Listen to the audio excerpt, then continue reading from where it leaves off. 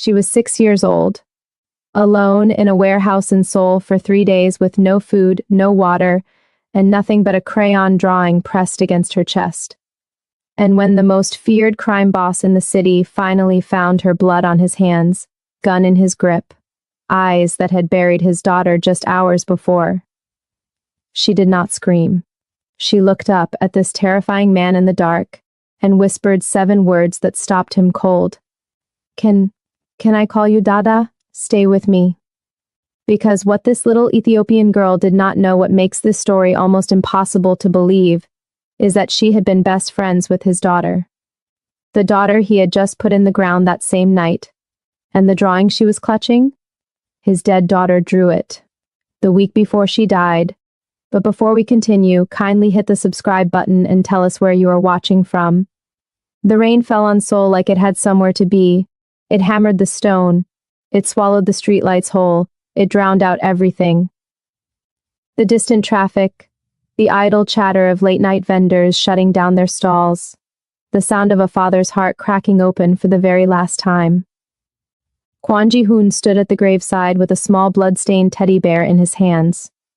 He had not cried. Men like him did not cry.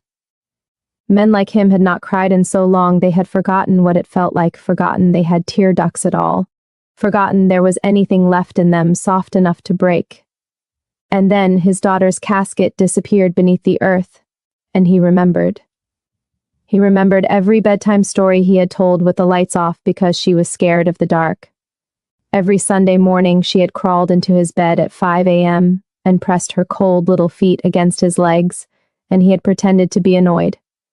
Every single time she had called him Dada, in that particular way, drawing out the second syllable like it was the only word in the world that mattered. Yoon-ji, 7 years old, buried in white silk, gone because the wrong men decided the only way to wound Kwon Ji-hoon was to take the one thing he actually loved.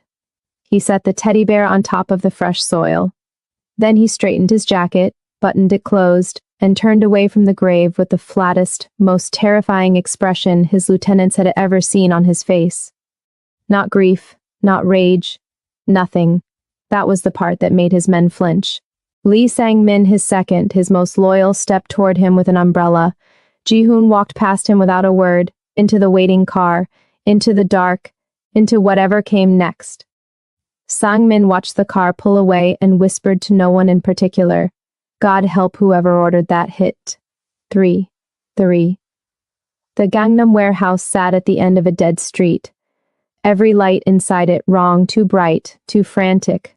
The kind of brightness that meant someone was moving things they should not be moving and doing it fast. Rival territory. Jeon Byung-soo's men. The same organization that had pulled the trigger 6 hours ago and thought they were untouchable. Ji-hoon's team moved through the side entrance like smoke. There was no announcement, there was no negotiation, there was only the clean, methodical sound of a man who had decided the world owed him a debt he intended to collect in full. His men swept room by room. Warehouse floor cleared, storage corridor cleared, secondary exit blocked. Sang-min spoke quietly into his earpiece. East wing is clean. Moving to the back storage. Ji-hoon moved ahead without answering. The back storage room smelled of rust, damp concrete, and something else, something small, afraid, and alive. He pushed the door open. Stacked crates, broken pallets, a rusted shelf tipped sideways against the far wall. And behind it, tucked into the narrowest possible gap between the shelf and the corner, a shape that was too small to be a threat and too still to be anything good. Ji-hoon raised his gun. The shape flinched. He lowered the weapon by 2 inches, in the gap between the shelf and the wall. Wedged into the dark like she was trying to become part of it, was a little girl, maybe 6 years old, maybe younger, it was hard to tell because she was so thin, her clothes so dirty, her face streaked with grime and old tears, and the particular exhaustion of someone who had been hiding and afraid for a very long time. Her hair was matted, her shoes were 2 different sizes. In her hands, pressed against her chest with both arms wrapped tight around it, she was holding a folded piece of paper. She looked up at him. He was enormous. He was blood-spattered. He was wearing the face of a man who had just lowered a 6-year-old girl's father into the ground and walked away from the grave without blinking. She should have screamed. Every child screamed. Instead, she looked at him for a long, trembling moment, and then, in a voice so small, it barely existed at all, she whispered, Can I call you Dada? She swallowed. Her bottom lip shook. I don't have one anymore, she said. The warehouse was completely silent. Sang Min, standing 3 feet behind Ji-hoon, stopped breathing. Ji-hoon did not move. The rain hammered the roof. Somewhere outside, one of his men shouted a distance clear. The fluorescent light above them flickered once, twice, held. The little girl's eyes never left his face. And Kwon Ji-hoon, the man who had walked away from his daughter's grave without a single tear, the man whose own lieutenants were afraid to make eye contact, the most feared name in 3 districts of Seoul, felt something shift in his chest so violently it nearly buckled his knees. He did not speak. He did not holster his weapon. He just stared at her. And for the first time in 3 hours, his face was not nothing. Ji-hoon crouched down. It was not a gentle movement. Nothing about this man was gentle. Not the way he held himself. Not the economy of his stillness. Not the quiet that surrounded him like a warning. But he crouched down to her level, and that alone seemed to startle her more than the gun had. She pressed herself further into the corner. He did not reach for her. He did not speak. He simply looked at her, and for the first time, he registered what he was actually seeing. Not just a child. A little girl with deep brown skin and thick matted coils of hair pulled into 2 uneven puffs, one half fallen loose. Ethiopian, he guessed, from the shape of her face, the particular delicacy of her features. What she was doing in a Gangnam warehouse in the middle of a Seoul rainstorm was a question that would come later. Right now, there was only the fact of her tiny, filthy, shivering, alive. What is your name? He asked. His voice came out rougher than he intended. She blinked slowly, like even that cost her energy. Mira. How long have you been in here, Mira? She looked at her fingers, counted 3. Since the loud night, she said. Her Korean was halting but real, a child who had been living in this city long enough to learn it from the ground up, the way children do, through necessity and play and survival. 3 days. She had been hiding in this warehouse for 3 days. Ji-hoon stood up and turned to Sang-min with one hand extended. Sang-min blinked. What? Your jacket, boss. This is... Ji-hoon looked at him. Sang-min removed his jacket without finishing the sentence. Ji-hoon draped it over the girl's shoulders without ceremony. She vanished inside it, only her face showing, and her hands, still pressing that folded piece of paper hard against her chest, like it was the last thing tethering her to something real. He looked at the paper. What is that? She pulled it tighter. Mine. Something moved in his expression, not impatience, something older and quieter than impatience. He knew what it was to hold an object like that, with both hands, with your whole body, because the moment you loosened your grip, the last physical proof of something would cease to exist. I won't take it, he said. I'm asking what it is. A long pause. The rain was loud on the roof. Somewhere outside a door banged in the wind. Then slowly, with the gravity of a decision she had been sitting with for 3 days in the dark, Mira unfolded the paper and held it up. Ji-hoon looked at it. Everything stopped. A child's drawing crayon on notebook paper. The colors smeared slightly at the folds. The proportions gloriously, heartbreakingly wrong the way only a 7-year-old's are. 2 little girls holding hands, one with straight black hair and pale skin, one with big round puffs and deep brown skin and the widest smile on the page, both of them in matching yellow dresses. And above them, in the careful, proud block letters of someone who had recently conquered handwriting, me and my new little sister. Bottom corner, smaller, Inji, age 7, the paper had begun to shake. Ji-hoon looked down and realized it was his hand causing it. Where did you get this? He asked. Not a question. His voice had dropped to something barely above a frequency. Mira looked up at him. She drew it for me, the week before the loud night. She touched the edge of the paper carefully, like it was a living thing. She said she was going to ask her appa to let me come live with them. She said she was going to make him say yes because she always made him say yes. Ji-hoon's jaw locked. She talked about her appa a lot, Mira continued, with the devastating honesty of a 6-year-old who had no idea what she was doing to the man in front of her. She said he was very scary, but his eyes were kind. She said he was the safest person in the world even though nobody else thought so. A small pause. She called him appa mostly, but when she was scared, she called him Dada. She said that was her secret word, the one that meant I really need you. Behind Ji-hoon, Sang-min pressed the back of his hand to his mouth. She was my best friend, Mira said, her voice thinned at the edges. My abaoji, my father, he worked in this city, he brought me here with him. But then some men, she stopped, swallowed, started again in a smaller voice. Some men came to where we were staying, and after that it was only me. The temperature in the room changed. Ji-hoon's eyes moved to Sang-min. A look passed between them fast, sharp, full of meaning that Mira could not read. Sang-min gave a single small nod. I'll find out who. Onji found me, Mira continued, at the Yellow Door place, the weekend place with the aunties. She walked in the first Sunday and she sat right next to me even though I didn't speak much Korean yet, and she said, a ghost of something crossed her face, the memory so vivid it almost looked like joy for a second. She said, you have sad eyes but a nice mouth, I think we should be friends. Mira almost smiled. She was like that, she just decided things. She just decided things. Ji-hoon could hear it. He could hear exactly how Onji would have said it chin up, completely certain, because she had never once encountered a problem she didn't believe she could fix with enough stubbornness and enough love. Child reciting something they have repeated to themselves many times in the dark. We snuck outside. We were not supposed to. It was getting dark, but Eunji wanted to count the red cars on the big road because she had a game. She stopped, breathed. Then the loud sounds started. And Eunji grabbed me. She was bigger than me, so she pushed me behind a car and she stood in front and she shouted, run to the big building. Mira, run and don't look back. The fluorescent light above them flickered, held. I ran, Mira said. I didn't look back because she told me not to.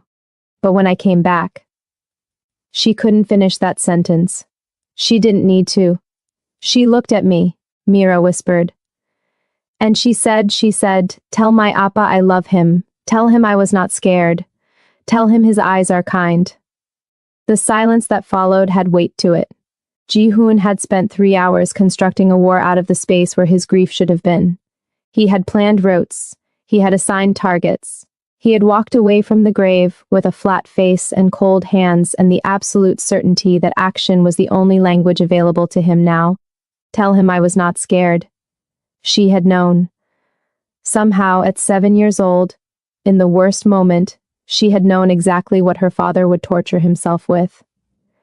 And she had sent a message back through the only messenger available to her, this small Ethiopian girl in mismatched shoes, who had survived because Eunji had placed herself between danger and the people she loved, just like her father had always done. Ji-hoon turned away. Sang-min looked at the floor. The 2 men in the doorway looked at the ceiling. Nobody spoke. Nobody moved. They gave him the only thing they could give him, which was the dignity of not watching. Behind him, he heard small shuffling footsteps. Then something pressed against the back of his arm, light, warm, steady. He looked down. Mira had crossed the warehouse floor in Sang-min's oversized jacket and pressed her cheek against him, not hugging, not grabbing, just leaning, the way she must have seen someone do it once, a long time ago, when the world was smaller and safer and her father was still in it. She didn't say anything. She just stayed there. Ji-hoon stared at the wall for a long moment. Then he looked down at the top of her head, those 2 uneven puffs of hair, one fully loose now and something in his chest that had been clenched since the hospital called finally moved. One night, he said, his voice was barely functional. You stay 1 night, and then we find somewhere proper. Mira considered this. Then she tipped her head up and looked at him with absolute seriousness. Okay, she said. But I need Exaiaber. Sorry, I need food first. I have not eaten since yesterday morning. From the doorway, one of the younger guards made a strangled sound and immediately pretended to cough. Sang-min turned fully to face the wall. Jihoon looked down at this small, starving, undefeated child who had survived 3 days alone in a cold warehouse and still had the presence of mind to negotiate. "Get the car," he said quietly, and for the first time since the grave, his voice did not sound like the opening move of a war. The penthouse was the kind of silence that cost money. 42nd floor. Floor-to-ceiling glass on 3 sides, Seoul spread out below like a circuit board someone had set on fire, all neon and rain, and the distant blur of the Han River. Imported stone floors, furniture that had never been sat in casually, a kitchen that had been used exactly twice, both times by staff. Mira walked in and stopped in the middle of the living room. She turned in a slow circle, neck craned back, taking in the height of the ceilings, the size of the windows, the enormous empty gray space of it. Then she looked at Ji-hoon. "You live here alone?" "Yes," Ji-hoon responded. She looked around again. Something in her small face shifted, not awe, not envy, something closer to concern. "That's very sad," she said. Sang-min, standing by the elevator, pressed his lips together very hard. Ji-hoon looked at her for a moment. Then he walked to the kitchen and opened the refrigerator. There was a bottle of imported water, 2 containers of leftover food from a restaurant that delivered twice a week, and a single pear that had been there long enough to have opinions about it. He stared at the contents. Mira appeared at his elbow, barely reaching his hip, and peered in alongside him with great seriousness. "I can cook," she announced. "You're 6, he said. "I am almost 7, and my abiyaji taught me." She was already pulling open the lower cabinets with the confidence of someone who had decided this was her kitchen now. "Do you have rice? Injera?" "No, you won't have injera. Do you have eggs?"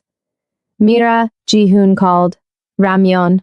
She had found a stack of instant noodle packets in the back of a cabinet, behind a bottle of whiskey that had probably cost more than most people's monthly rent.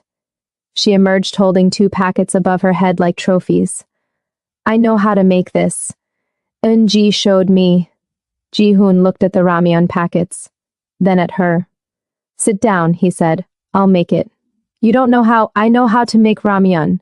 She squinted at him with an expression that communicated, politely but clearly, that she had serious doubts about this. Then she climbed onto one of the kitchen stools, a process that required significantly more effort than she would admit, and sat with her hands folded on the counter, supervising. Ji-hoon made the ramyeon. It was not complicated. It should not have been an event, but Mira narrated every step in a running commentary that was half Korean, half Amharic, delivered with the solemn authority of a head chef. "More water. The fire is too high. Yoonji always put an egg in. Do you have an egg? You should always have eggs." And somewhere in the middle of it, Ji-hoon realized that 12 minutes had passed, and he had not thought about the grave once. He put the egg in. Mira nodded, satisfied. They ate at the kitchen counter because the dining table was the size of a small country and felt absurd for 2 people, one of whom was barely visible above the countertop. Mira ate with focused, unself-conscious hunger, both hands on the chopsticks, cheeks working, occasionally making small sounds of approval that she didn't seem to notice she was making. Ji-hoon watched her. He was not eating. He had the bowl in front of him and the chopsticks in his hand, and he was watching this child eat like it was the most important thing he had witnessed in years. Which, he was beginning to understand, it might have been. She caught him looking. "Eat," she said, pointing at his bowl with her chopsticks. "Food is not good when it's cold." He ate. He put her in Eun-ji's room. It was the only room in the penthouse that had any warmth in it. Pale yellow walls, a low bed with a canopy, shelves of books and small plush animals, and the particular organized chaos of a child who had strong feelings about where things belonged. He had not been able to touch it. In the 3 weeks since the hospital, he had walked past the door every day and not opened it once. He opened it now. Mira stood in the doorway and looked in. "This was hers," she said quietly, not a question. "Yes." She stepped inside carefully, like the room deserved respect. She touched the edge of the bookshelf lightly, looked at the plush animals, looked at the small frame drawing on the wall, one of Eun-ji's. a lopsided yellow house with a very large sun. Then she turned to Ji-hoon with something careful in her eyes. Is it okay for me to sleep here? He had to look away for a second. She would want you to, he said. His voice came out steadier than he deserved. Mira nodded, accepting this with the same quiet gravity she seemed to bring to everything. Then she climbed into the bed still in Sang-min's jacket, which he was never getting back, and pulled the blanket up to her chin. Ji-hoon turned off the main light, left the small star-shaped lamp on, the one Yoon-ji had picked herself from a market in Insadong because it threw little light points on the ceiling that she said looked like the stars were visiting. He was at the door when Mira spoke. She told me you check the room at night, she said from under the blanket, when she was sleeping. She said she always pretended not to know, but she always knew. Ji-hoon's hand tightened on the doorframe. She said it was her favorite part of the day. Mira continued drowsily, already sliding toward sleep. Because it meant even when he was scary to everyone else, he was just her Dada at night.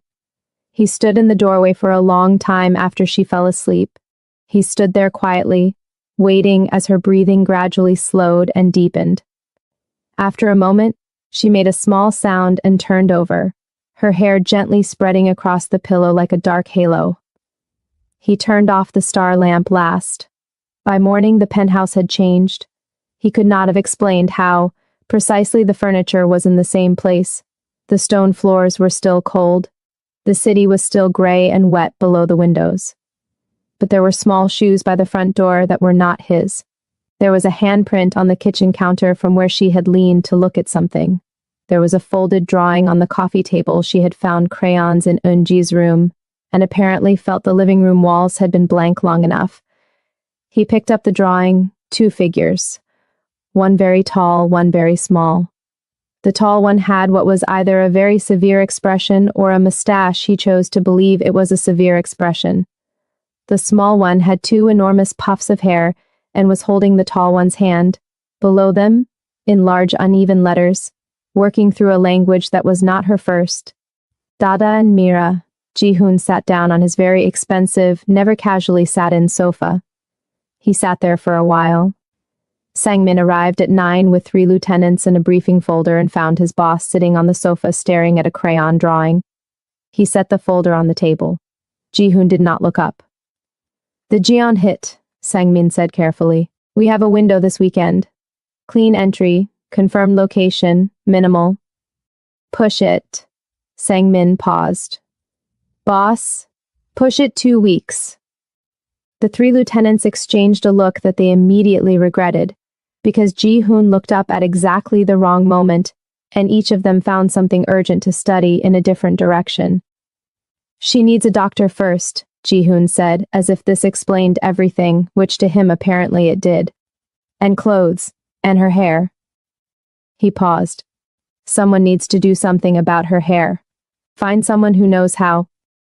His hands. Ji-hoona, he said, which was the name he only used when the boss title felt inadequate. The one-night plan. I heard myself say it. And, Ji-hoon looked down at the drawing again, at the 2 figures, at the enormous puffs of hair, at the 4 letters under the tall, severe figure's feet. Ethiopian man. He worked in this city, find out who, find out where, find out everything. Sang-min went very still. You think it connects? I think a 6-year-old girl ends up alone in a rival gang's warehouse 3 days after her father is killed, and the only person looking for her is nobody. He set the drawing down with more care than he had touched anything in weeks. Find out. Sang-min nodded once and turned to go. And Sang-min, he stopped. Armani makes children's clothes, Ji-hoon said. I assume. Sang-min turned around fully, stared at his boss, looked at the lieutenants, looked back. I'll check, he said, from down the hallway. Small feet padded toward the kitchen, and a child's voice called out in the particular demanding tone of someone who had woken up hungry and seen absolutely no reason to be subtle about it. Dada, there are no eggs. I told you about the eggs. One of the lieutenants, the youngest one, barely 22, made a sound like air escaping a tire and had to leave the room. Ji-hoon stood up, and for the second time in 12 hours, Kwon Ji-hoon feared, ruthless, the most dangerous name in 3 districts of Seoul, walked to his kitchen to be corrected about grocery shopping by a 6-year-old Ethiopian girl in an Armani jacket. The war could wait. 3 days passed. Just 3 days and the penthouse was unrecognizable, not structurally. The stone floors were still cold, the windows still enormous, the furniture still the kind that cost more than most people's cars.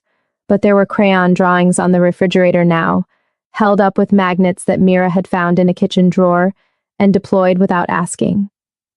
There was a small pair of braided hair ties on the bathroom counter next to his expensive imported cologne. There was a Pororo episode paused on the living room television, the largest screen in the building, originally purchased for security feed monitoring because Mira had discovered it and declared it the perfect size for cartoons, and Ji-hoon had not found a single convincing argument against this.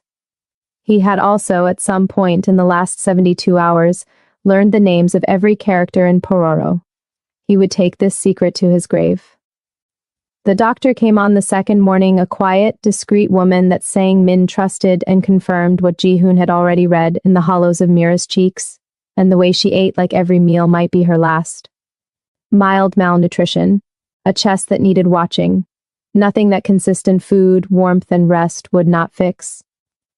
Mira sat through the examination with enormous dignity, answering every question seriously, and then immediately negotiated a second bowl of the porridge Ji-hoon's housekeeper had made by informing everyone present that medicine worked better on a full stomach.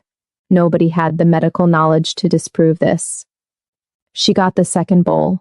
The hair situation was resolved on the 3rd day. Sang-min, who had made 17 phone calls and consulted 2 people he would never publicly admit to consulting, arrived with a woman named Aisha, who ran a natural hair studio in Mapogu and had agreed to a house call for a fee that Sang-min described only as significant. Mira took one look at Aisha's own hair, a magnificent crown of twisted locks, and her entire face changed. "You know how to do puffs?" she asked immediately. "Baby, I know how to do everything," Aisha said. For the next 2 hours, Ji-hoon's penthouse was occupied by the sound of a child talking without pause in Korean, in Amharic, in the hybrid of the two she was, apparently developing in real time, while Aisha worked through the tangles with oil and patience and occasional laughter. Ji-hoon sat in the adjacent room pretending to review financial documents. He had read the same paragraph 11 times. At one point Mira called out, "Dada, come look," and he was in the doorway before he had consciously decided to move. She was sitting cross-legged on the bathroom counter, 2 perfect puffs restored, beaming at him in the mirror with the full force of a child who had just been made to feel like herself again. He looked at her in the mirror for a moment. "Good," he said. She rolled her eyes at Aisha. "He always says just good. I think that's his word for everything." Aisha glanced in the mirror at the large tattooed crime boss standing in the doorway looking at this child like she had hung the moon. "I think it might be," she agreed. It happened on the 4th evening. Small things had been gathering all day, the particular restlessness of a child processing something too large for her, showing up in the way Mira kept going quiet in the middle of sentences, kept looking at corners of rooms, kept folding and unfolding the crayon drawing she carried everywhere now. The one that said Dada and Mira. Ji-hoon noticed. He noticed everything. It was, professionally speaking, his most dangerous skill, and it worked just as well on 6-year-old Ethiopian girls as it did on rival gang lieutenants. He waited. After dinner eggs, which they now always had, because Sang-min had added it to a standing grocery order, without being asked a second time, Mira sat at the kitchen counter and did not immediately begin her post-meal commentary, which was unusual enough that Ji-hoon set down his cup and looked at her. She was staring at the refrigerator, at the drawings she had stuck there. "Mira," she looked up. "What is it?" She was quiet for another moment. Then she said, very carefully, like someone who had decided to put down something heavy they had been carrying alone. "In the warehouse, before your men came, there were other men there first." Ji-hoon went still. "What men?" "I don't know their names. They came 2 nights before you." She pulled at the edge of her sleeve. "I was very far back behind the crate so they didn't see me. But I could hear." She paused. They were talking about Shadow Lotus. The air in the kitchen changed. Ji-hoon's voice stayed completely even, a skill that had taken 20 years to develop and currently required everything he had. What did they say about Shadow Lotus? Mira looked at him. Her eyes, always serious, always older than they should have been, moved over his face like she was checking something. She studied him for another second. Then she nodded, accepting this, and took a breath. One of them said, "I'm trying to remember exactly." She pressed her lips together in concentration. He said, "The insider confirmed the girl's schedule. Same as every Sunday. The old man doesn't know yet." She looked up, and the other one said, "By the time he finds out, Shadow Lotus will already be bleeding from inside." The silence that followed was absolute. Ji-hoon's right hand, resting on the counter, was completely still. Every trained instinct he possessed was currently devoted to keeping his face neutral, his body calm, his breathing even, because the child in front of him was watching him with enormous, careful eyes, and he had promised her the quiet kind of anger. Insider. Shadow Lotus will already be bleeding from inside. Someone in his own organization had given Onji's location to Jeon Byung-soo's men. Not just a leak, not carelessness. A deliberate, specific, targeted betrayal. Someone who knew his daughter's Sunday schedule, knew which route she took, knew exactly when and where she would be exposed. Someone he had trusted. Someone who was still inside Shadow Lotus right now, attending briefings, eating at his table, looking him in the eye. "There was one more thing," Mira said, quieter now. He looked at her. One of them had a laughing voice, high, like this.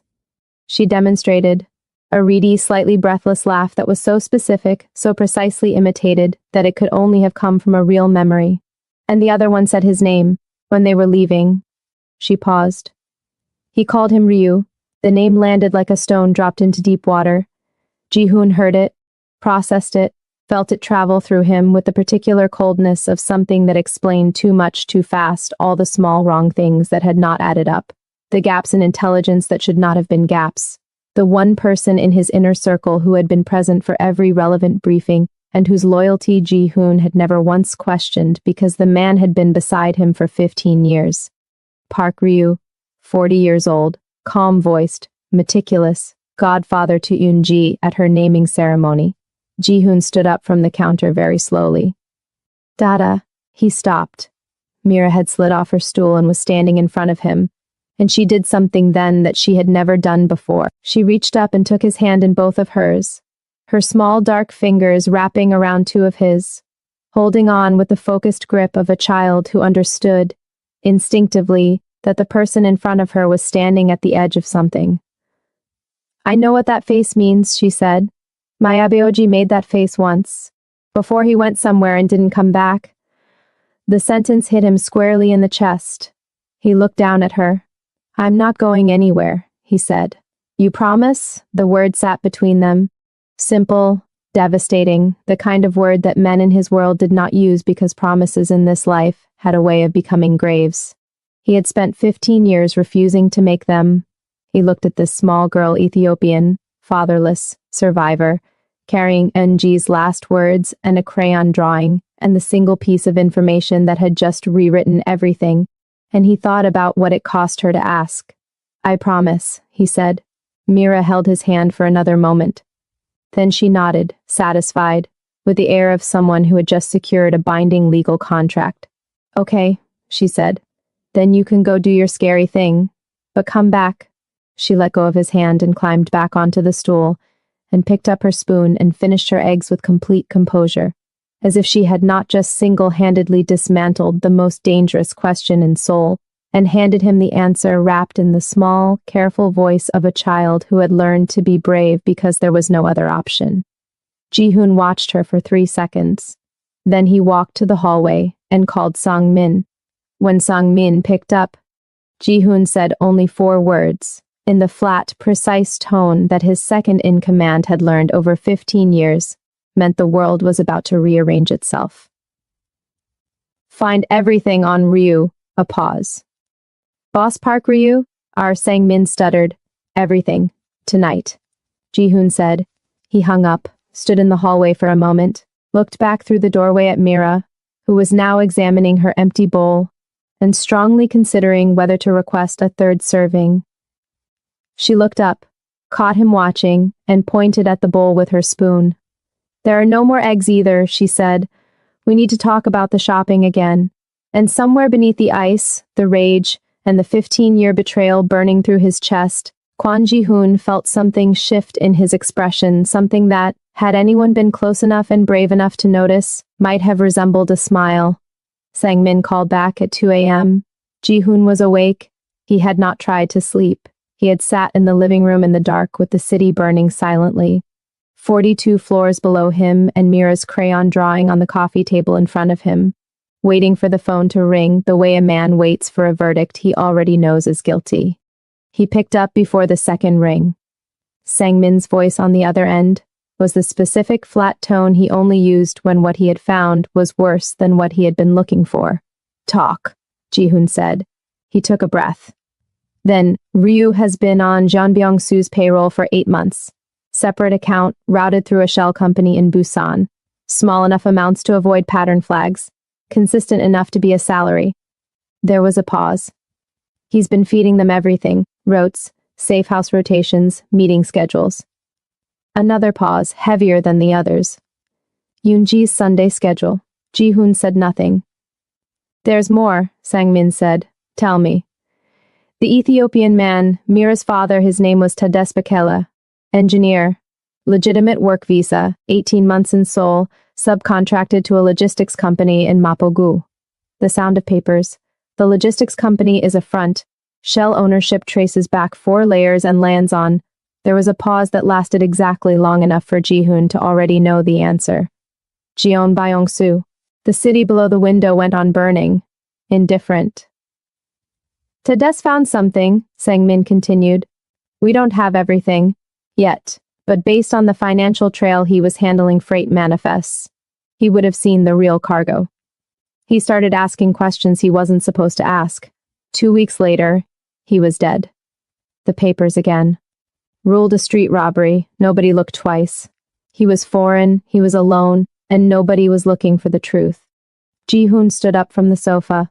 He walked to the window and stood there, looking out at Seoul, and for a long moment he thought about a man named Tades Bekele, who had come to the city to build something, who had brought his daughter with him because perhaps there was no one else to leave her with, or perhaps because he simply could not bear to be that far from her, and who had died alone on a street in a city that did not know his name, for the crime of being honest in a place that punished honesty. He thought about Mira saying, "Some men came and after that it was only me." He thought about NG finding her at the yellow door place. 2 little girls, one Korean, one Ethiopian, one with a father who ran one of the most feared criminal organizations in Seoul, one with a father who had just stumbled into the edges of it, finding each other anyway. Matching smiles, matching yellow dresses and a crayon drawing, best friends in the way children become best friends completely, immediately, without audition. He thought about Eunji standing in front of Mira on the worst night. He thought about the word insider. Ryu had known Eunji's Sunday schedule because Ji-hoon had mentioned it in passing at a Monday briefing, proud. Briefly, the way he allowed himself to be proud in front of his most trusted men that Eunji had started volunteering at a children's charity, that she went every Sunday, that she had apparently made a best friend there. He had given Ryu the information himself. Ji-hoon pressed one hand flat against the cold glass of the window. The rage was there. Of course it was there. It had been there since the hospital.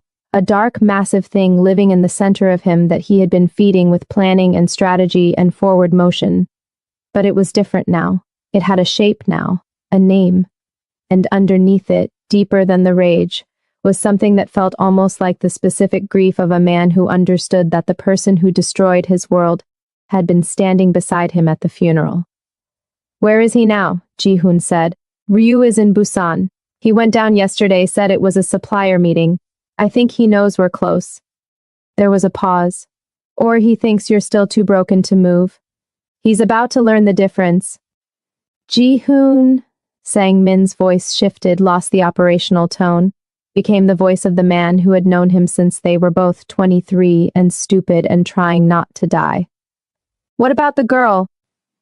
Ji-hoon turned from the window. Down the hallway, Yoonji's door was closed.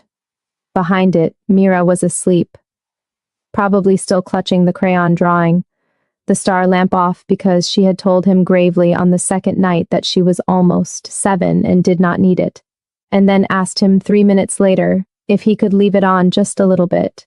He had left it on. The girl stays here, he said. Double the building security. Nobody comes or goes without my direct approval. Sang-min nobody. Not suppliers, not staff, not anyone whose face I have not personally cleared. Understood. And Ryu? Bring him back from Busan. Quietly. I want him in the Mapo safe house by tomorrow night. A pause. Tell him I need a meeting. Tell him it's about the Jian situation. Tell him. Ji-hoon's voice stayed flat, stayed even, stayed completely professional. Tell him I trust only him with this. The silence on the line was brief. Understood, Sang-min said. He checked on her before he went to bed. He always did now. It had become a fact of the last 4 days, as natural and non-negotiable as breathing. He opened the door quietly, and the star lamp threw its small lights across the ceiling. She had turned it on after all. Sometime in the night, and Mira was curled on her side with both hands tucked under her cheek and the crayon drawing on the pillow beside her, like a second small person keeping her company. He stood in the doorway. She said she always pretended not to know, but she always knew. He stood there until the tightness in his chest eased slightly. Then, he pulled the door nearly shut, went to his room, and lay on top of the covers in the dark. He stared at the ceiling and didn't sleep for a long time. The mistake happened the next afternoon. It wasn't Mira's fault. He would make sure of that. He would say it to Sang-min, say it to himself, and refuse to let it become a thing that sat between them. She was 6 years old, curious, and for the past 4 days, she had learned that this penthouse was safe.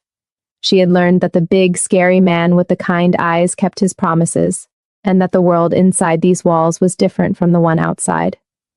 She had simply started to believe it. He had stepped out to the building's private terrace to take a call. 10 minutes, door left open. Mira settled at the kitchen counter with a drawing pad and the focused energy of someone working on something important. The housekeeper was in the next room. The building was locked down. There was no reason for anything to go wrong. What he did not know, what none of them knew yet, was that one of the new building security staff had been placed there 4 days ago. Not by Sang-min, not by anyone Ji-hoon had cleared, by Jeon Byung-soo's people, who had been watching the penthouse since the night Ji-hoon brought an unexpected small person home from a warehouse raid, and the word had quietly, fatally slipped through the wrong set of ears. The security camera feed that the new guard had been feeding out for 4 days had not shown Mira's face clearly. She was small. She moved fast. The angles were wrong. Until that afternoon, when Mira decided that the terrace looked interesting and walked out to find Ji-hoon, and stood in the open air for exactly 40 seconds with her face tilted up at the Seoul skyline like she was trying to memorize it, while a camera she did not know existed captured every detail. Ji-hoon turned and saw her. His whole body went cold. He crossed the terrace in 4 steps, scooped her up without explanation, and carried her back inside with one arm, while his other hand was already reaching for his phone. She made a sound of protest. She had been in the middle of looking at something, and then felt the tension in his body, and went quiet immediately, with the animal instinct of a child who had learned early that when an adult went that still, you match them. Sang-min, he said the moment the call connected. Boss, the new security guard on the east corridor, who cleared him. A beat of silence, then rapid keyboard sounds, then a silence of a completely different quality. Ji-hoon? How long? 4 days. Sang-min's voice was stripped down to its bones. He's gone. Booth is empty. I'm looking at the feed right now. He left 12 minutes ago. Ji-hoon set Mira down on the sofa. He crouched in front of her and held her face in both hands gently, the way he had not known he knew how to do until 4 days ago, and looked at her very directly. She looked back at him without flinching. She had the bravest eyes he had ever seen in his life. Listen to me, he said. We need to move, right now. You're going to do exactly what I say, and you're not going to be scared. Mira held his gaze. I'm not scared, she said, and her voice only shook a little bit. Good girl, he stood up, back into the phone. Get the cars. And Sang-min, find Ryu. Right now. If he hears about the security breach before we get to him, he'll run, and I will burn this entire city down finding him. Already on it. A pause. Ji-hoon, they've seen her face. They know she's real. They're going to come for her. I know. They're going to use her to get to you. I know. His voice was very quiet. That's the last mistake they're going to make. He hung up. Mira was standing now, small and straight in the middle of the enormous living room, clutching the crayon drawing in both hands. She had picked it up from the coffee table without thinking, the way she always reached for it when the world shifted. She looked at him. Are we running away? She asked. We're moving somewhere safer. Together? The word was so small, so careful. The whole weight of the last 4 days was inside it, every meal, every egg conversation, every Pororo episode, every time she had fallen asleep knowing he was standing in the doorway. Ji-hoon looked at the 6-year-old Ethiopian girl who had walked into his life through the worst night of it and had proceeded, with complete, unhurried certainty, to make herself indispensable. Together, he said. Mira exhaled, nodded once. Then she tucked the drawing inside her shirt, close to her chest, and looked at him with an expression of total readiness. Okay, she said. I'm ready. But Dada, what? Can we take the eggs? Somewhere in the wreckage of everything, the betrayal, the breach, the war now fully arrived at his door. Ji-hoon felt it again. That thing in his face. That impossible, inconvenient, completely unstoppable thing. Yes, he said. We can take the eggs. He picked her up and walked to the door and did not look back at the penthouse, at the drawings, on the refrigerator, at the Pororo paused on the screen, at the 42 floors of cold, expensive silence that had somehow, in 4 days, become something that resembled a home. He had everything that mattered. He was holding her. The Mapo safe house smelled like old wood and river damp. It sat at the end of a narrow lane, 3 blocks from the Han. Unremarkable from the outside, a 2-story building with shuttered windows and a rusted gate that looked abandoned because it was supposed to look abandoned. Inside, it was reinforced steel, monitored exits, a generator that could run the building dark for 72 hours, and enough firepower in the basement to start a small war. Ji-hoon was about to start a slightly larger one. Mira had fallen asleep in the car on the way over, one cheek pressed against his arm, the crayon drawing still tucked inside her shirt. He had carried her inside without waking her, and put her in the back room on the 2nd floor, the most interior room in the building. No windows, 2 locked doors between her and the outside world, and stood over her for a moment in the dark. She looked younger when she was sleeping. 6 years old in a way she rarely allowed herself to look when she was awake, when she was busy being brave, being composed, being the girl who had survived 3 days alone in a warehouse and come out the other side still capable of negotiating for eggs. He pulled the blanket up. Then he went downstairs to the basement where Park Ryu was already waiting. Ryu was sitting at the table when Ji-hoon walked in, 53 years old, silver at his temples, a face that Ji-hoon had read as calm and trustworthy for 15 years and was only now understanding had simply been practiced. He was dressed like a man who had come to a business meeting, which was exactly the performance he had calculated Ji-hoon would expect, composed, unhurried, nothing to hide. He stood when Ji-hoon entered. Ji-hoona, I came as soon as Sang-min called. I heard there was a security breach at the penthouse, what do we know? Ji-hoon sat down across from him. He did not speak immediately. He had learned a long time ago that silence was the most destabilizing thing you could do to a guilty man. Innocent men filled silence with questions. Guilty men filled it with performance. Ryu maintained his composure for 11 seconds. Then something moved behind his eyes, small, fast, gone, and Ji-hoon saw the exact moment the man understood that this was not a briefing. The Busan account, Ji-hoon said. The shell in Mapo, 8 months, Ryu. 8 months you sat across from me at that table and looked me in the eye. Ryu's face did something complicated. Then it settled, and what it settled into was not shame, not remorse, not the collapse of a man caught. It settled into the particular cold composure of someone who had already prepared for this conversation and decided exactly how to play it. Ji-hoon, Yoonji's Sunday schedule. Ji-hoon's voice was completely flat. You were in that briefing. I told you myself. I told you she had made a friend at the charity. I told you she went every Sunday. A pause. I was proud of her. I wanted you to know. Something finally cracked in Ryu's face. Not guilt, something worse. Something that looked almost like the memory of having cared, once, before he had made too many small compromises to find his way back. Jiyeon made an offer I couldn't, he said. Don't. Ji-hoon's hand came down on the table. Not a slam, something quieter, more final. Don't tell me what he offered. Don't tell me you had reasons. Don't tell me anything that asks me to understand this, because I will tell you right now there is no version of this I will ever understand. Ryu looked at him. You were her godfather, Ji-hoon said. The basement went completely silent. Ryu looked away first. What happened next was not fast. It was not dramatic in the way people imagined these things would be. There was no explosion of violence, no raised voices, no chaos. It was methodical, surgical, the kind of reckoning that had been 15 years in the making and required no theatrics because the weight of it was already enough. By the time Ji-hoon came back upstairs, Ryu had given them everything, every contact, every transmission, every piece of information he had passed to John Byung-soo's organization over 8 months. Including the one thing Ji-hoon had not expected. Ryu had told Jiyeon about Mira 3 days ago. Not just that she existed, not just that she was in the penthouse. He had told Jiyeon exactly what she had seen in the warehouse, what she had heard, what she could identify. Jeon Byung-soo did not want Mira as leverage. He wanted her gone.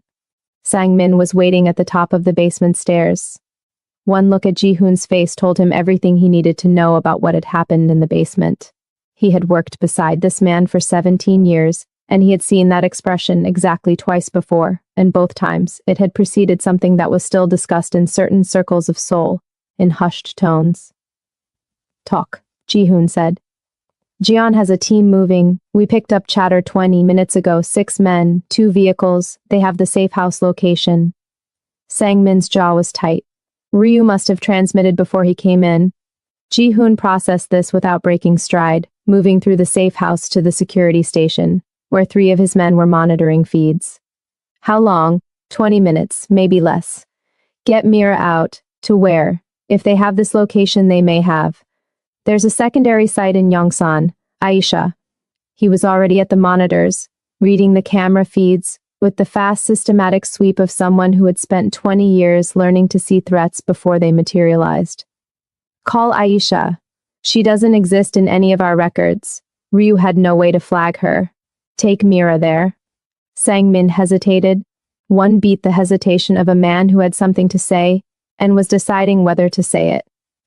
And you? Ji-hoon looked at him. I'm staying, he said. Ji-hoon. 6 men, 2 vehicles. He turned back to the monitors. Tell the others to pull back to the perimeter. I don't want anyone caught in the middle of this that doesn't need to be. That's not a strategy, it's a message. His voice was quiet. Absolute. Jiyeon needs to understand what happens when he makes this personal. Tonight I'm going to make sure he understands. Sang-min looked at his boss for a long moment. Then he nodded the nod of a man who had stopped trying to talk sense into a force of nature, and turned toward the stairs. He was on the 3rd step when they heard it, a small sound, above them. The particular soft-footed sound of a child who had woken up in a strange place and gone looking for a familiar one. Both men looked up. Mira was at the top of the stairs. She was in her socks and the oversized sleep shirt the housekeeper had found for her, hair slightly flattened on one side from the pillow, the crayon drawing held against her chest. She had the look of someone who had woken from a dream and needed to confirm that the person she was looking for was still real.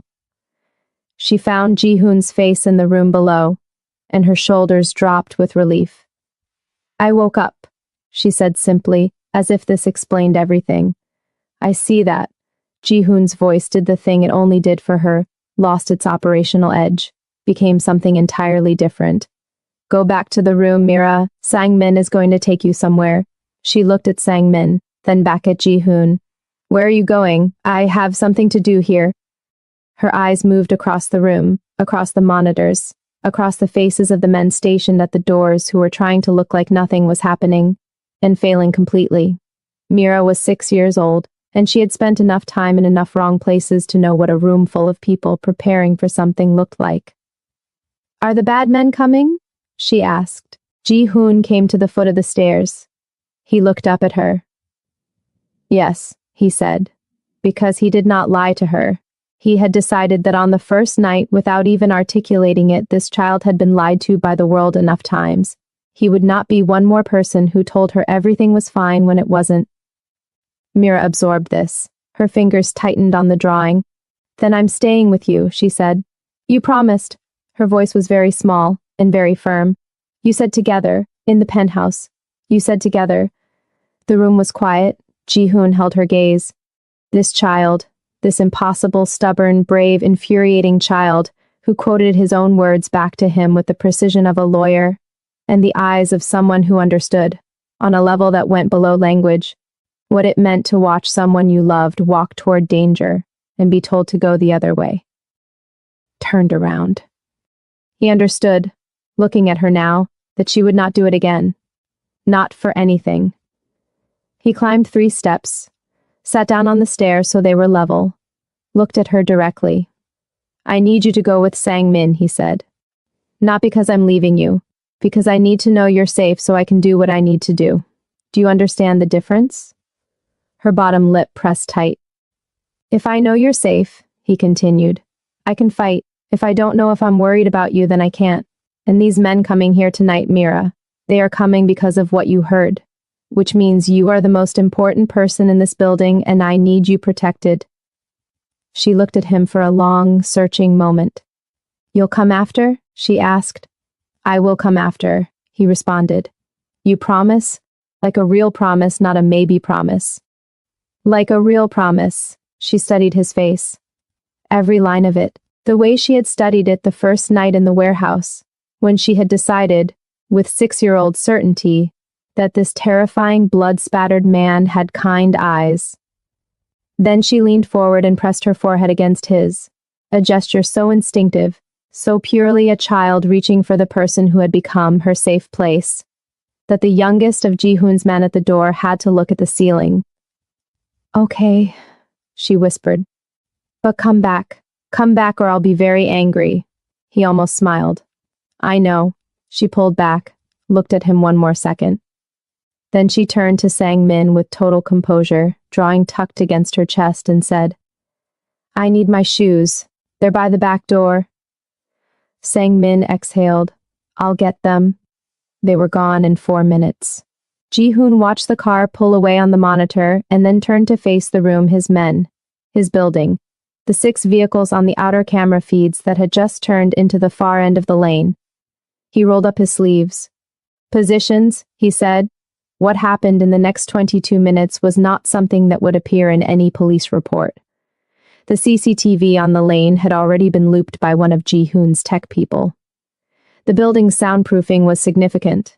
The neighbors on this particular street had long ago learned that certain buildings on certain nights were best ignored. Ji-hoon moved through that building the way a storm moves, not randomly, not recklessly, but with the absolute focused inevitability of something that has been building pressure for weeks and has finally found its direction. 6 men came in. None of them walked back out. At the end of it, Ji-hoon was standing in the ground floor corridor with a cut above his left eye and his knuckles split and the particular stillness of a man who had just converted grief into something that would carry him forward. He took out his phone, called Sang-min. It's done. How is she? There was a pause, the sound of movement, a door, and then Sang-min's voice quieter. She refused to sleep until I called you. She's been sitting in the middle of Aisha's living room for 40 minutes with her arms folded, absolutely not sleeping. Ji-hoon leaned against the wall. Put her on. A shuffling sound, then a small voice trying very hard to be casual, betrayed entirely by the relief flooding through every syllable. Dada, I'm here. A long breath on the other end of the line. The sound of a 6-year-old girl, who had been holding herself together by sheer force of will, finally, privately, letting the tension go. "I wasn't scared," she said. "I know," he replied. "I was only a little scared," she said. "That's allowed." Another pause. Then, with the absolute certainty of someone stating a fact that was not up for discussion, "I'm not moving again until you get here. I'll be there in 30 minutes. 20, she countered. 30, Mira, 25. He looked at the ceiling, at the building around him, at everything John Byung-soo had sent tonight to erase a 6-year-old girl who had witnessed something she shouldn't have. And what was left of it now? 25, he said. Go to sleep. I'll sleep when you get. Mira. That she had gone back to Sangmin because she had gotten what she needed and she was 6 years old and negotiation was a tool you used and then put down. Sangmin came back on the line. He sounded like a man trying not to laugh in a situation that did not technically merit laughing. 25 minutes, boss, he said. She's holding you to it. Ji-hoon pushed off the wall, looked at his watch. Tell her 20, he said, and walked out into the Seoul night. 3 weeks later, Seoul was holding its breath, not in a way that was obvious. Nothing that made the news, altered traffic, or disrupted the usual vibrant hum of the city. The street vendors still set up at dawn. The subway continued running every 4 minutes. The Han River flowed beneath its bridges, unchanged and unaffected by human affairs. But in certain rooms, in certain circles, in the underground architecture of a city that had always had 2 faces, something was shifting, something large and load-bearing was coming loose, and the people who paid attention to such things could feel it the way you feel a change in air pressure before a storm, not the storm itself, just the knowledge that it was coming and that when it arrived, nothing would look quite the same after. Kwon Ji-hoon was the storm. He had spent 3 weeks doing what he did better than anyone alive, not fighting loudly, not moving recklessly, but working with the patient, devastating precision of a man who had spent 15 years building a network specifically, so that when the moment came to pull it apart thread by thread, he would know exactly which thread to pull first. John Byung-soo's organization had 6 revenue streams. Ji-hoon cut 4 of them in the first week quietly, through third parties in ways that looked like bad luck or market forces, or the kind of ordinary entropy that afflicts businesses that operate outside the law. No bodies, no evidence, just 4 streams of money that stopped flowing and did not start again. The 5th stream he let run, so Jion would feel it happening and not know where it was coming from, so the paranoia would set in, so the man would start looking sideways at his own people, the way Ji-hoon had looked sideways at his own for 8 months, without knowing where to look. Let him feel that. The 6th stream Ji-hoon saved for last, because the 6th stream was the one that connected back to the shipping company in Mapogu, the one Tades Bekele had been working for, when he found the wrong manifest, and asked the wrong question, and died alone on a street in a city that hadn't known his name. That one Ji-hoon was going to shut down in person. Mira had not been told the details. She was 6, almost 7 now, a fact she mentioned with increasing frequency and pointed significance, and she did not need the details. What she knew was that Ji-hoon came home every night, that he was doing something important, that the world outside was complicated and the world inside their current safe house, a proper apartment in Yongsan that Sang-min had sourced inside 48 hours, and that Mira had immediately begun improving with drawings, was safe. She had settled into the new space with the same practical acceptance she brought to everything. Assessed it, rearranged the things she could reach, decided the kitchen window had the best light, and installed herself there every morning with her drawing pad and a bowl of whatever she had convinced Ji-hoon to make for breakfast. She was teaching him Amharic. It had started accidentally. She had said something to herself in the kitchen, low and private, and he had asked what it meant, and she had looked at him with the expression of someone discovering an unexpected opportunity. Now every morning there was a word. Just one. She was a thorough teacher and believed in consolidation before expansion. He had learned Amisiginelehu thank you on day 1, pronounced it badly, was corrected without mercy, and practiced it until she nodded. Betum Kanjo, very beautiful, which she used exclusively to describe her own drawings. Liege child. Ababa father. On the morning he learned Ababa. She had watched him repeat it and then gone very quiet in that particular way of hers, not sad, not withdrawn, just present with something, sitting with it, giving it the space it needed. That's what I called my Abaoji, she said. Ababa. I know, he said. She looked up. Sangmin told me about him, Jihoon said carefully. Your father, Tedes. He had rehearsed how much to say, how to give a 6-year-old the truth in the right-sized pieces. He was a good man, he was brave. What happened to him was wrong, and the people responsible for it are going to answer for it. Mira was very still. You knew him? She asked. No, but I know what he did, and I know why. She looked at her hands for a long moment. Then she said quietly, he always said do the right thing even when it costs you. He said that was the whole job. A pause. I didn't understand what he meant. I think I do now. Jihoon looked at this child 7 years old in 2 weeks, wise in ways that no 7-year-old should have to be, carrying a grief that was too large for her frame, and bearing it anyway with the specific dignity of someone who had decided that the people they had lost deserved to be honored by how you lived after them. He would be proud of you, Jihoon said. Mira looked at him for a moment. Then she picked up her pencil and went back to her drawing, which was her way of accepting something too large to respond to directly. After a moment she said without looking up, you can keep learning Amharic. You're not very good yet, but you're trying hard and that counts. Jihoon looked at the ceiling. Thank you, he said. Amasegin alehu, she corrected. The end came on a Thursday, in the middle of an ordinary week, when all the patient invisible work finally accumulated into a single point of collapse.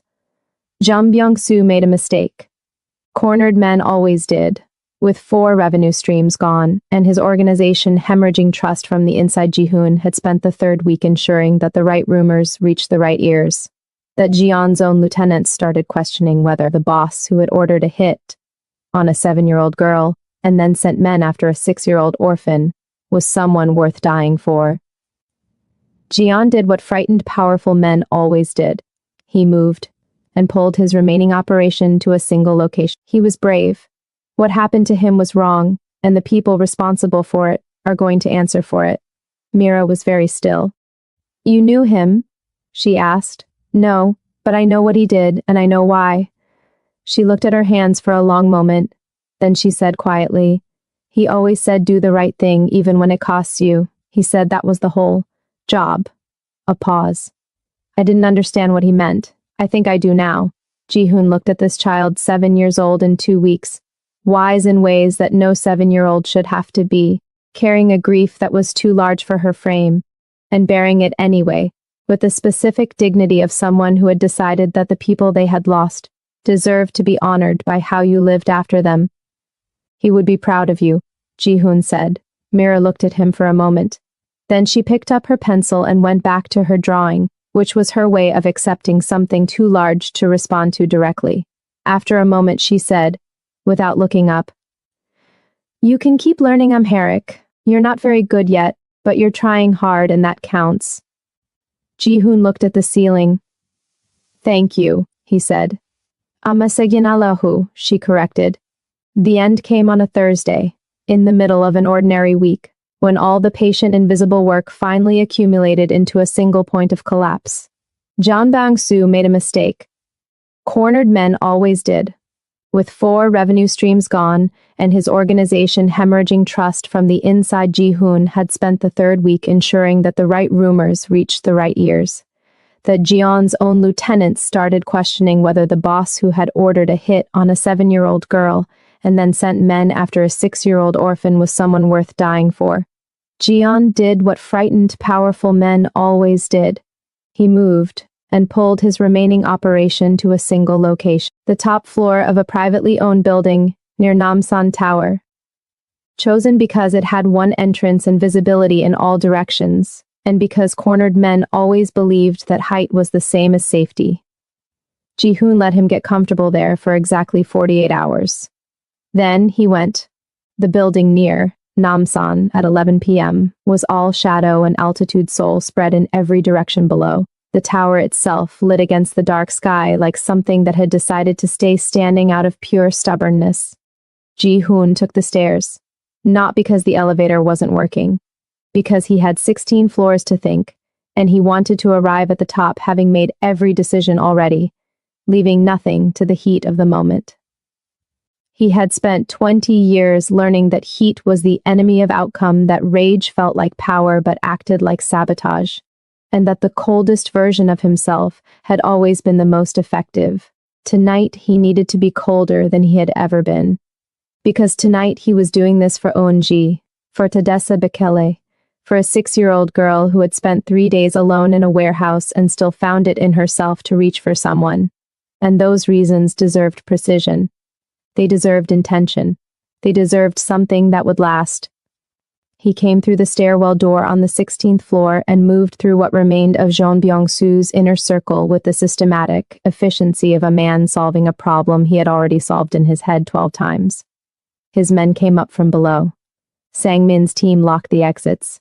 The whole operation took 9 minutes. At the end of 9 minutes, Jean Byung-soo was on the rooftop, and so was Ji-hoon. The rooftop had no railing on the north side, a renovation that had been abandoned midway and never resumed. The wind up here was constant and cold, pulling at jackets, carrying the distant sound of the city below. Jian was a broad man, thick through the chest, the kind of physical presence that had always communicated power in the rooms he walked into. He was 61 years old, and he had built his organization over 30 years of specific ruthlessness, and he had never once, in 30 years, found himself in a position he could not negotiate his way out of. He understood, standing on this rooftop, that the position he was in now was different. Ji-hoon walked toward him without hurrying. Jian raised his chin. "You're going to throw everything away over a child that isn't even yours." "Yes," Ji-hoon said simply. Something flickered in Jian's face, the micro-expression of a man whose script has just been rendered useless. He had prepared for denial, for rage, for the negotiating language of two men who understood each other's world. He had not prepared for simple acknowledgement. "She's no one," Jian said. "An Ethiopian orphan who was in the wrong place. She was in the wrong place because your men killed her father." Ji-hoon stopped 10 feet away. "She was alone in a warehouse for 3 days because your men took the only person she had. She almost died because you decided a 6-year-old child was a loose end." He tilted his head slightly. "Tell me more about who she is." Jian's jaw tightened. "I did what I had to you, ordered a drive-by that killed my daughter," Ji-hoon said, still flat, still even, still holding everything he was inside the absolute stillness of a man who had decided what this night would cost, and paid it in advance. "You killed a man who did nothing except try to do the right thing. You sent men to a building where a 6-year-old girl was sleeping." A pause. "You ran out of had-tos a long time ago." He raised his gun. Jian glanced at it, then at Ji-hoon's face. His eyes shifted to the northern edge of the rooftop, where the railing had been torn away, revealing a steep, 16-story drop beyond. He had one card left. He played it. "Kill me and Shadow Lotus burns with me," he said. "I have documentation. Everything, your operations, your accounts, your people. Stored off-site, timed release, goes to the authorities the moment I don't check in." He let this land. Watched Ji-hoon's face for the reaction. "You pull that trigger and you spend the rest of your life in a cell. The girl grows up without you. Is that what your daughter would have wanted?" The rooftop was silent except for the wind. Ji-hoon held the gun level. He thought about Eunji, about the teddy bear and the white silk and the Sunday mornings with the cold feet against his legs, about a 7-year-old girl standing in front of a smaller girl and shouting "run," and meaning it with everything she had. He thought about what she had sent back through Mira. "Tell him he has kind eyes." His finger tightened on the trigger, and then his phone rang. A video call, and the name on the screen was Sang-min, which meant Sang-min had overridden every protocol and every instruction about communication silence during an operation, which meant something had happened that Sang-min had decided outweighed all of that. Ji-hoon looked at the screen. Sang-min's face appeared for half a second, and then the camera tilted and there was Mira. in Aisha's living room.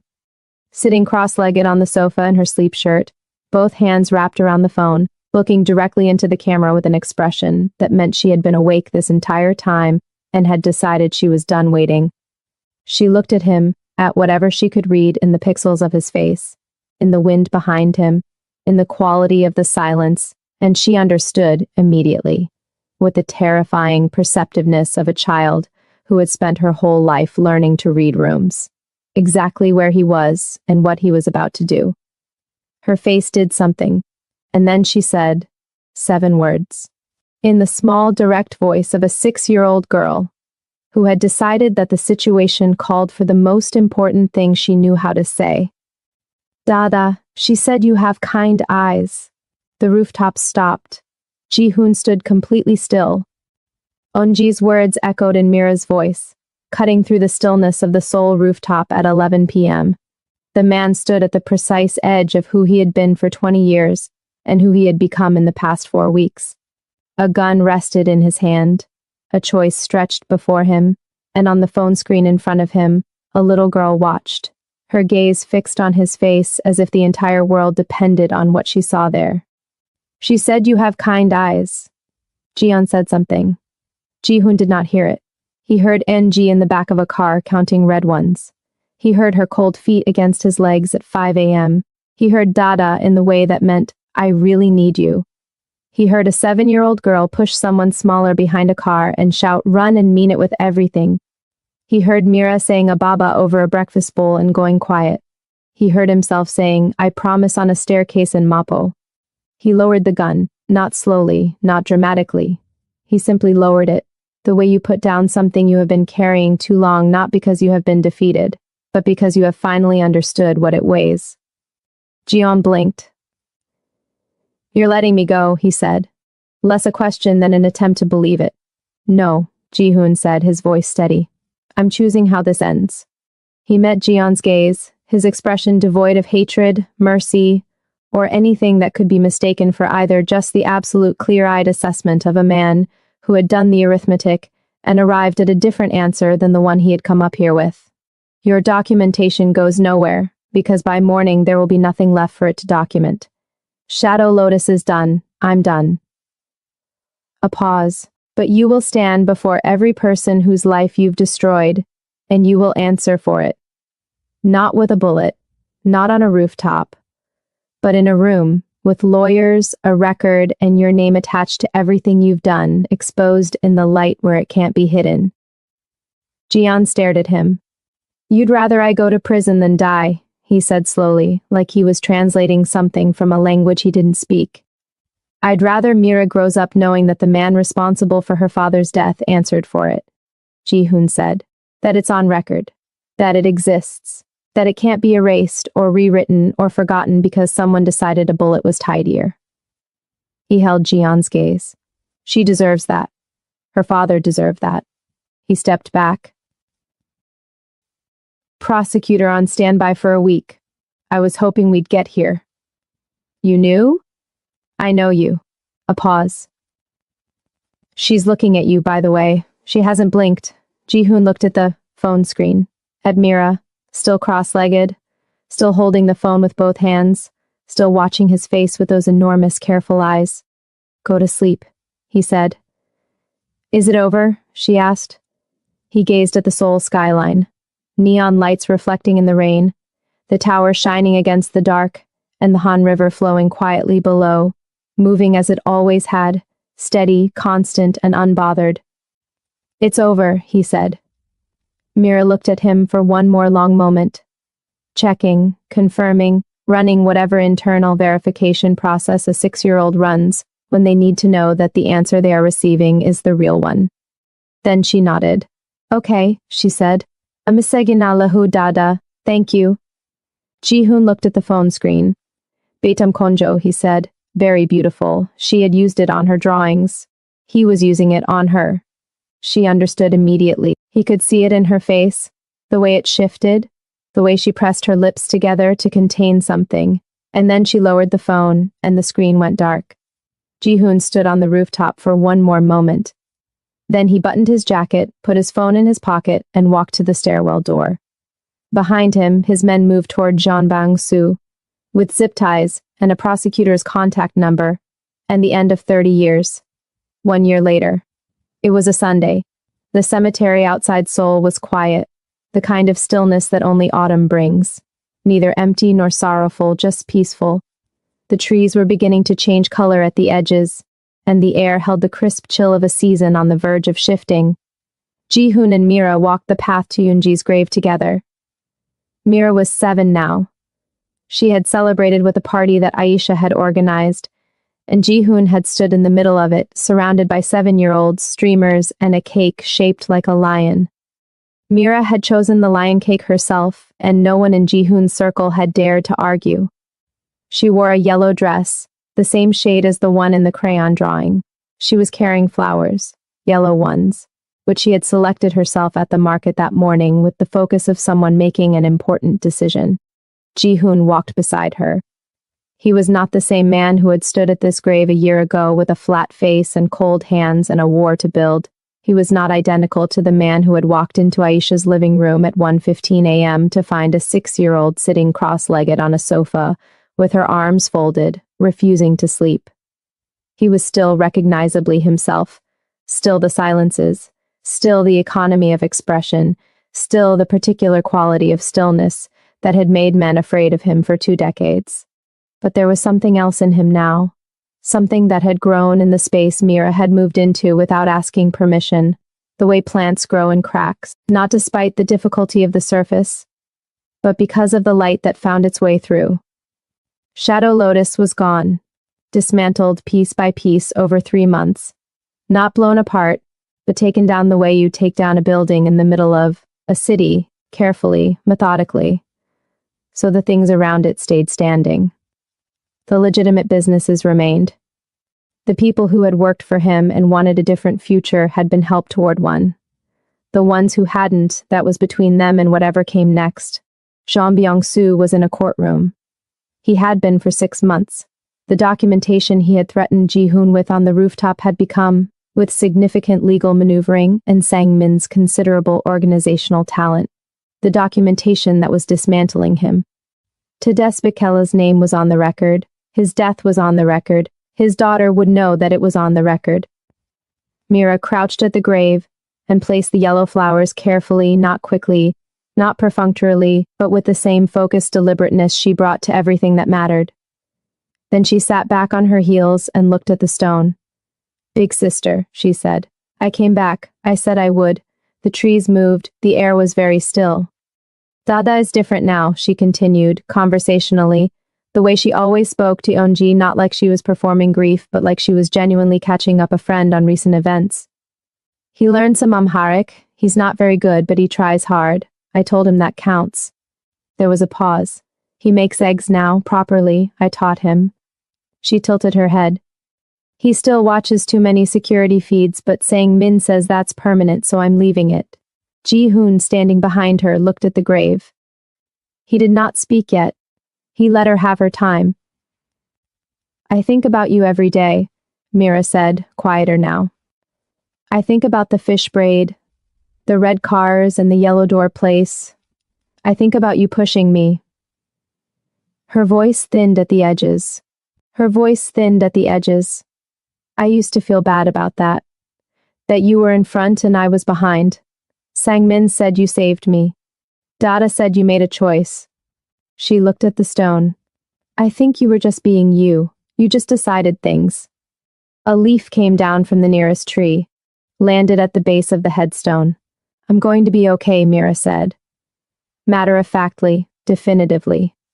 In the way she said things that she had decided were true, and were therefore going to be true through the sheer force of her insisting on them. "I wanted you to know that, because I think you might have wondered." She placed one hand flat on the stone for a moment, just a moment. "I'm going to be really, really okay." She stood up, brushed the grass from her knees. Then she turned and looked up at Ji-hoon. He looked down at her. Something passed between them, not words, not performance, just the specific silent understanding of 2 people who had found each other in the wreckage of the same night and had decided, separately and together, to build something from it. Mira reached up. He took her hand. They stood at the grave for a while, the tall man with kind eyes and the young girl in the yellow. Ress, with her lion-shaped birthday cake and her lively bilingual commentary on everything. And beyond the trees, the city continued, loud and indifferent, as cities do. Then Mira said, "Can we get ramyeon on the way home?" Ji-hoon looked at her. "We have food at home. I want ramyeon from the place with the red door, the one where the harmony puts extra egg. You have a preference for which specific restaurant's egg? It's a better egg. It's the same egg." Dada. She looked up at him with an expression of profound patience. "It is not the same egg." He looked at the sky, at the trees, at the grave, at the yellow flower she had placed, at the name carved in stone, at the small leaf that had landed like something deliberate.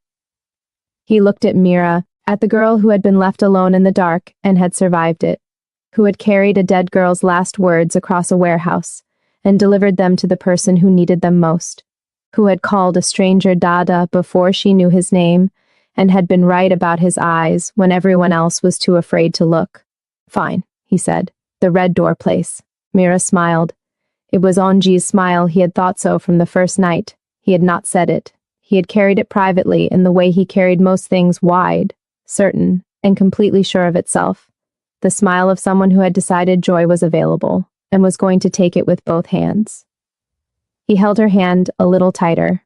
She swung their joined hands once the way children do, when they are happy and do not need to explain it, and they walked together down the path toward the gate. Behind them, on the headstone, a second leaf came down and settled beside the flowers. Yellow, like the color of a crayon drawing that had survived a warehouse, a war, and a year of everything still hanging on the wall above, a 7-year-old's bed in a Yongsan apartment. Me and my new little sister.